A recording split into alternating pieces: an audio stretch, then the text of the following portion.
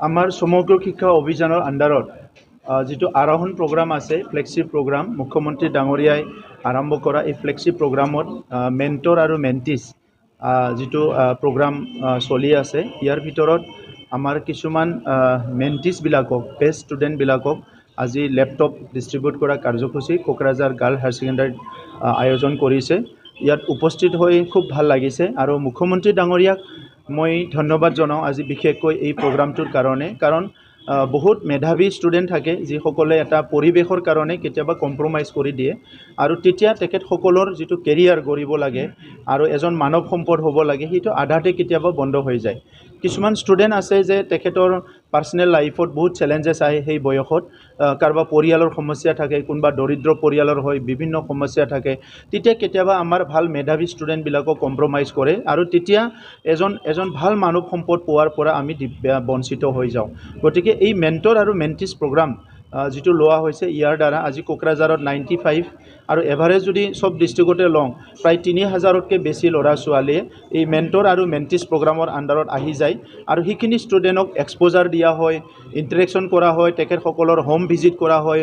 তো বিভিন্ন প্ৰগ্ৰাম যিটো আয়োজন কৰিছে, এই ছাত্ৰ ছাত্ৰীখিনিয়ে যথেষ্ট এনকাৰেজ হ'ব, যথেষ্ট কনফিডেণ্ট বিল্ড হ'ব আৰু আহি থকা সময়ত এই ষ্টুডেণ্টখিনিয়ে গৈ পেলাই ভাল মানৱ সম্পদ হ'ব পাৰিব মই বিশ্বাস ৰাখিছোঁ। গতিকে আজি কোকৰাঝাৰত যিখিনি ষ্টুডেণ্ট আহিছে তেখেতসকলক যাতে ভগৱানে ভালকৈ গাইড কৰি লৈ যায় সেইটো মই কামনা কৰিছোঁ।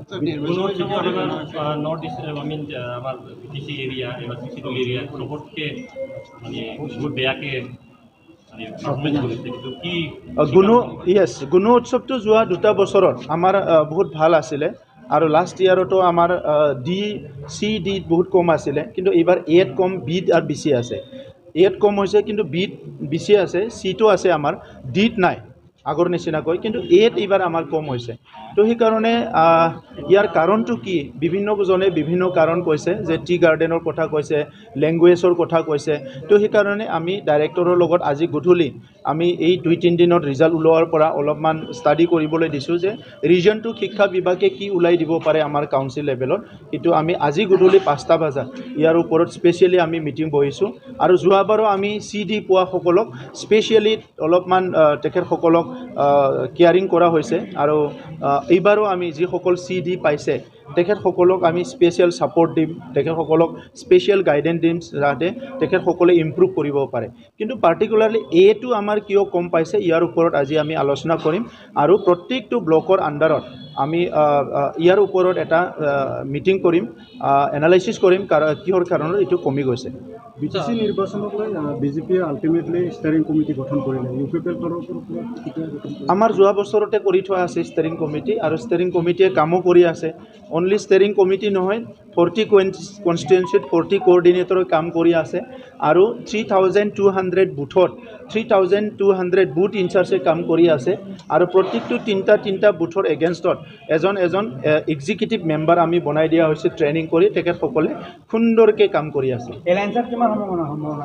ইয়াৰ কাৰণে বহুত দিন আছে আৰু এতিয়া চৰকাৰ চলি আছে, গতিকে এইটো যথা সময়ত উপযুক্ত সময়ত মানে কথা পাতিম আৰু বহুত সময় আছে। কেন্দ্ৰ চৰকাৰ ইমান ধুনীয়া কাম কৰি আছে, ৰাজ্য চৰকাৰ ধুনীয়াকৈ কাম কৰি আছে, কাউন্সিলতো কাম হৈ আছে।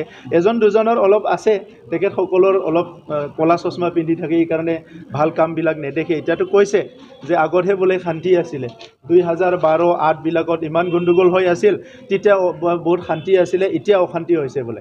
তো এই যে মডেল যিটো তেখেতে নিজৰ অশান্তিটো মডেল বনাই লৈছে এটা ৰাজনীতি কৰা, আমি শান্তিটো এটা মডেল কৰি লৈছোঁ। ইয়াৰ মাজতে ইলেকশ্যনৰ যুঁজটো হ'ব, শান্তি আৰু